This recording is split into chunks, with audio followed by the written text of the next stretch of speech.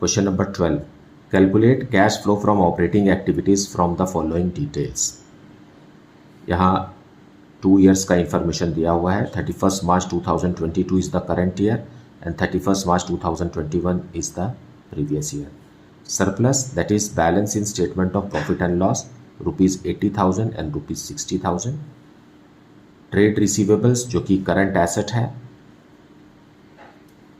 25,000 and 31,000। Provision for depreciation जो कि current liability है ₹40,000 एंड ₹30,000। इन्वेंट्रीज जो कि करंट एसेट है ₹80,000 and ₹60,000। Outstanding rent is current liability that is 12,000 and ₹21,000। Goodwill is non-current asset that is 30,000 and ₹38,000. Prepaid insurance is current asset, it is 1,000 and ₹2,000. And trade payables that is creditors is current liabilities that is ₹13,000 and ₹19,000. So इस information से हमें निकालना है cash flow from operating activities. Now अभी पिछले videos में हमने पढ़ा कि net profit before tax and extraordinary items calculate करना। उसके बाद हमने पढ़ा calculation of operating profit before working capital changes.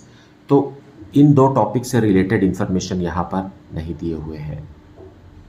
Fine, सीधा हमें सरप्लस, क्योंकि हर कैश फ्लो स्टेटमेंट जो है वो सरप्लस से ही शुरू होता है, तो यहाँ भी हमें इस सरप्लस से ही शुरू करना है और बाकी जितने भी करंट एसेट और करंट लायबिलिटी है वो उसका ट्रीटमेंट होने के बाद cash flow from operating activities calculate होगा। So solution 12 we will see. सबसे पहले सरप्लस लिखेंगे। सरप्लस करंट ईयर में हो गया है 80,000 और प्रीवियस ईयर में था ₹60,000। सो इस साल का जो सरप्लस मेंटेन किया गया है वो ₹20,000 ही नेट प्रॉफिट का बचा हुआ है।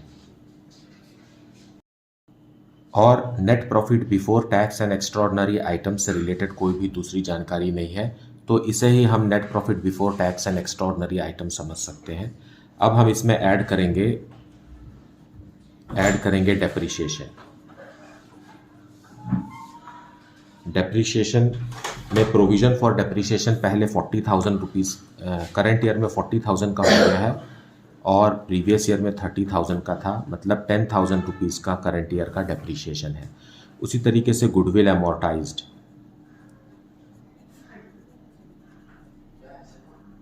गुडविल अमोर्टाइज में भी देखिए करंट ईयर में वो 38, पिछले साल गुडविल 38,000 का था और अभी हो गया है 30,000 का। इट मीन्स ₹8,000 जो कम हुआ है that is amortisation of goodwill. बस इतना ही आइटम है। ₹18,000 हम इसमें ऐड करेंगे तो आएगा ₹38,000 और ये ₹38,000 है operating profit before working capital changes. यह आ गया operating profit before working capital changes. अब वर्किंग कैपिटल का ट्रीटमेंट करेंगे। What is working capital? Current assets minus current liabilities. तो हमें चेक करना है यहाँ पर कि करंट एसेट्स इंक्रीज हो रहे हैं या डिक्रीज हो रहे हैं, उसी तरीके से करंट लायबिलिटी इंक्रीज हो रहा है या डिक्रीज हो रहा है, क्योंकि हमने non cash and non operating expenses को तो यहाँ ले लिया है जो कि प्रॉफिट एंड लॉस अकाउंट से जनरेट होता है, फाइन, मेनली, और बैलेंस शीट से, फाइन। अब यहाँ हमें बैलेंस शीट के करंट एसेट और करंट लायबिलिटी को देखना है और डिक्रीज इन करंट एसेट या increase in current liability cash inflow होता है, फाइन। अब जैसे कि क्वेश्चन में दिया हुआ है trade receivables. So trade receivables जो है में डेटर्स होता है। अब ट्रेड रिसीवेबल्स कम हो रहा है, इसका मतलब डेटर्स ने अमाउंट कंपनी को दिया है, as a result it is a cash inflow. तो कितने रुपए का अमाउंट दिया है? ट्रेड रिसीवेबल्स ₹6,000 से कम हुआ है, तो decrease in current asset is inflow of cash, fine. क्योंकि डेटर्स ने अमाउंट कंपनी को दिया इसलिए ट्रेड रिसीवेबल्स कम हो गया, पिछले साल के मुकाबले करंट ईयर कम हो गया। उसी तरीके से एक और आइटम है prepaid insurance. Prepaid insurance 1000 rupees से कम हो रहा है, ये भी करंट एसेट है और ये 1000 रुपीज़ से कम हो रहा है।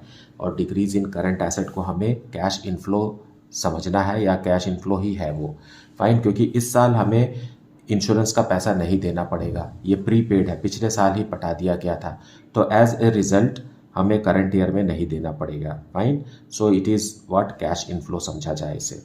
एंड देन है इन्वेंट्रीज। सो इन्वेंट्रीज जो है वो करंट एसेट है और करंट एसेट इंक्रीज हो रहा है, इसका मतलब ये है कि हमने स्टॉक को बढ़ा दिया है तो कैश उसमें आउटफ्लो हुआ होगा, तो कैश आउटफ्लो को हमें लेस करना है। सो डिफरेंस क्या है इन्वेंट्रीज का, अमाउंट डिफरेंस है ₹20,000 का, सो 20,000 रुपीज़ हम कम करेंगे। उसी तरीके से है आउटस्टैंडिंग रेंट। आउटस्टैंडिंग रेंट एक करंट लायबिलिटी है और ये बढ़ रहा है, इसका मतलब ये है कि हमारा कैश आउटफ्लो ही समझेंगे इसे 9,000 रुपीज़ का। मतलब फर्म ने या ऑर्गेनाइजेशन ने आउटस्टैंडिंग रेंट को चुका दिया, मतलब पैसे दे दिए, इसलिए आउटस्टैंडिंग रेंट कम हो गया, तो it is outflow of cash. और ट्रेड पेबल्स भी वैसा ही है, ट्रेड पेबल्स भी करंट लायबिलिटी है और वो डिक्रीज हो रहा है 6,000 रुपीज़ से, इसका मतलब ट्रेड पेबल्स को भी पे किया गया है। नाउ ये दोनों आइटम्स हो, यहाँ 7,000 रुपीज़ ऐड करेंगे और लेस करेंगे ₹35,000। अब जो अमाउंट आएगा this will be our cash from operating activities और अमाउंट है ₹10,000। सो कैश फ्लो स्टेटमेंट में हमें 3 डिफरेंट एक्टिविटीज़ कैलकुलेट करने होते हैं, कैश फ्लो फ्रॉम 3 एक्टिविटीज़। तो उसमें से फर्स्ट एक्टिविटी है cash flow from operating activities, जो कि पॉजिटिव आया है 10,000 रुपीज़। इसका मतलब यह है कि cash inflow from operating activities. अगर माइनस आता है तो उसे कहते हैं cash outflow from operating activities. Now let us see question number 13। Compute cash flow from operating activities from the following information. Net profit after provision for tax and payment of dividend ₹2,15,000. Provision for tax made during the year is ₹45,000.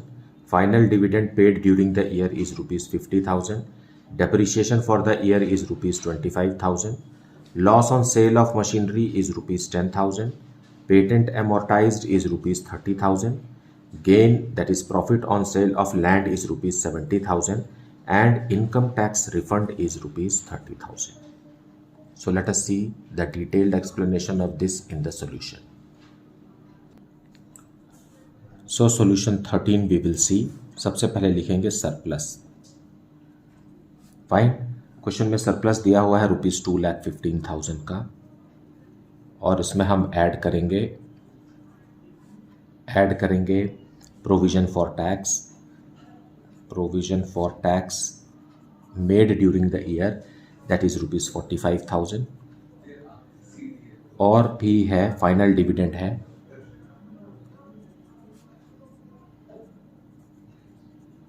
Final dividend is of ₹50,000। ये दोनों को add करेंगे हम और ये है 95,000 rupees और less भी करना है हमें, लेस करना है income tax refund, income tax refund, that is an extraordinary item. Fine, income tax refund is ₹30,000, ये हम लेस करेंगे इसमें से। अब जो अमाउंट आएगा वो है ₹2,80,000 और ये कहलाएगा net profit before tax and extra ordinary items. अब इसमें हम ऐड करेंगे non cash and non operating expenses. इसमें आएगा depreciation, depreciation is of rupees, say how many, 25,000 rupees, and loss on sale of machine भी, loss on sale of machine, that is ₹10,000। ये दोनों ही नॉन कैश आइटम है। Fine, and then patents amortized,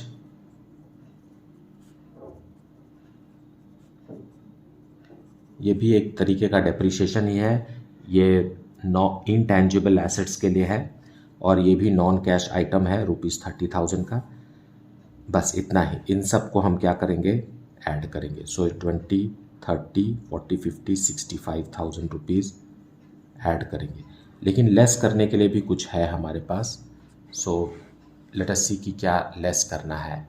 fine, that is gain on sale of land, that is non operating profit, non operating income. Non operating income में है gain on sale of land. बस एक ही item है, यह है ₹70,000 का, तो हम इसे लेस कर देंगे।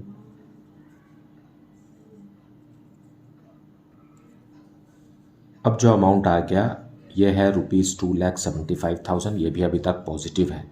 इसमें से हमें और भी कुछ लेस करना है, टैक्स पेड। टैक्स पेड हम लेस करेंगे, और टैक्स कितना पे किया गया, प्रोविज़न कितना बना था, प्रोविज़न बना था ₹45,000 का प्रोविज़न बना था, और इतना ही हमें टैक्स पे करना था। लेकिन हुआ क्या है कि हमने जो प्रोविज़न बनाया है और जितना टैक्स पे करना है उसमें से रिफंड हमें मिला है 30,000 का, तो टैक्स पे करना था 45,000 का और रिफंड हो गया है 30,000 का, तो एक्चुअल टैक्स कितना पे हुआ, ₹15,000 का टैक्स पे हुआ। इस बात को ख्याल रखिए कि हमेशा हमें टैक्स पेड से टैक्स रिफंड को लेस करके ही ट्रीट करना है। अब जो अमाउंट आएगा ये है ₹2,60,000, और ये amount he cash flow from operating activities है। यहाँ इस क्वेश्चन में करंट एसेट और करंट लायबिलिटी के बारे में कोई भी जानकारी नहीं है। अगर होता तो हम इस स्टेप के बाद ही करंट एसेट और करंट लायबिलिटी का ट्रीटमेंट करते। यहाँ सीधा टैक्स से रिलेटेड ट्रीटमेंट यहाँ किया गया है। तो टैक्स जो है वो cash flow from operating activities के ठीक पहले वाला स्टेप होता है। सो हम 2,75,000 को operating profit before working capital changes कह सकते हैं।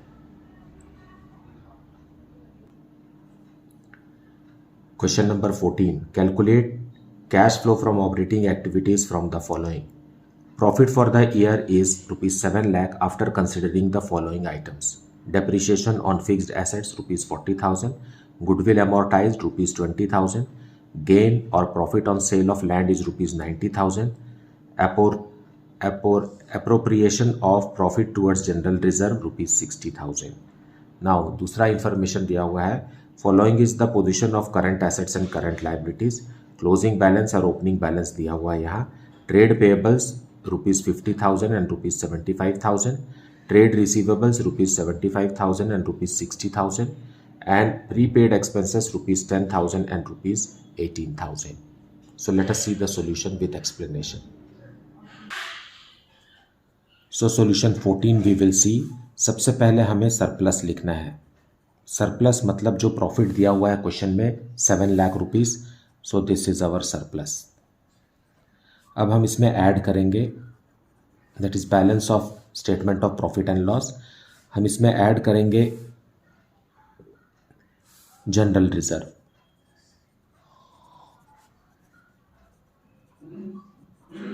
जो जनरल रिजर्व इंक्रीज हुआ है ₹60,000 का, ये हम इसमें ऐड कर देंगे। अब जो अमाउंट आ गया 7,60,000 और कोई दूसरा आइटम नहीं है, क्योंकि इसे हम कहेंगे नेट प्रॉफिट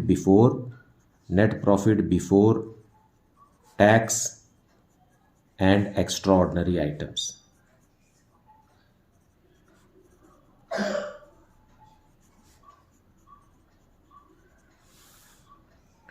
अब हम इसमें ऐड करेंगे नॉन कैश या फिर non operating expenses. Non operating expenses में दिया हुआ है डेप्रीशिएशन,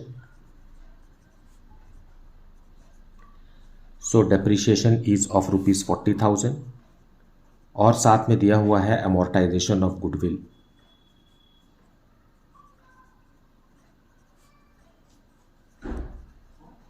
अमोर्टाइजेशन ऑफ गुडविल भी एक तरीके का डेप्रिसिएशन ही है, लेकिन ये इंटेंजिबल फिक्स्ड एसेट्स पर है, इसलिए वर्ड यूज़ होता है अमोर्टाइजेशन। फाइन, अब इन दोनों को ऐड करके हम इसमें बाहर वाले कॉलम में लिखेंगे, लेकिन हमें लेस भी करना है कुछ, क्योंकि एक आइटम है जिसे लेस किया जाना है और वो है non operating income. Non operating income में दिया हुआ है gain, that is profit on sale of land. Profit on sale of land, और ये प्रॉफिट है ₹90,000 का, इसे हम लेस कर देंगे तो अमाउंट आएगा ₹7,30,000 का, और ये 7,30,000 है operating profit before working capital changes.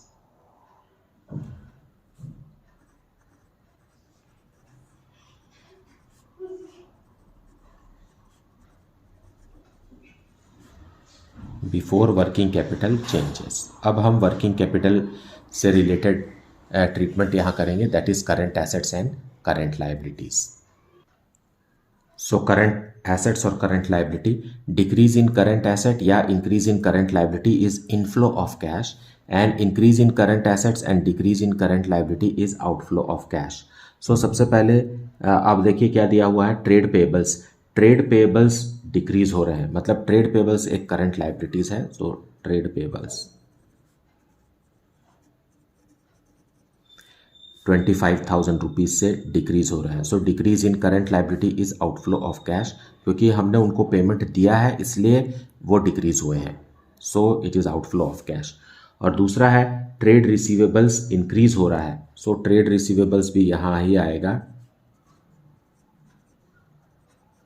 ये एक करंट एसेट है और ये इंक्रीज हो रहा है 75,000 रुपीज़ से, मतलब हमारा सामान बिक गया है लेकिन पैसा नहीं मिला है, so it has to be considered as cash outflow, क्योंकि डेटर्स बढ़ गए हैं। डेटर्स का कम होना कैश इनफ्लो है, तो डेटर्स का बढ़ जाना कैश आउटफ्लो है। और थर्ड आइटम है प्रीपेड एक्सपेंसेस, जो कि करंट एसेट है और ये डिक्रीज हो रहा है, so decrease in current assets को हमें ऐड करना है। प्रीपेड एक्सपेंसेस ये है, डिक्रीज हो रहा है 8,000 रुपीज़ से, सो 8,000, क्योंकि हमें अब पेमेंट नहीं करना पड़ेगा। इस साल हमने, मतलब इस साल के एक्सपेंसेस को हमने प्रीवियस ईयर में ही पे कर दिया था और इसे हम इस साल अवेल कर रहे हैं। सो हमें सर्विसेज तो मिल रही है लेकिन कैश आउटफ्लो इस साल नहीं हो रहा है, so we have to add it, that is generation of cash या कैश इनफ्लो समझिए आप इसे। सो 8,000 रुपीज़ हम ऐड करेंगे फाइनली, और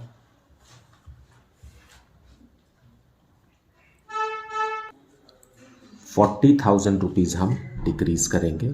यहाँ ये 15,000 है ना कि 75,000।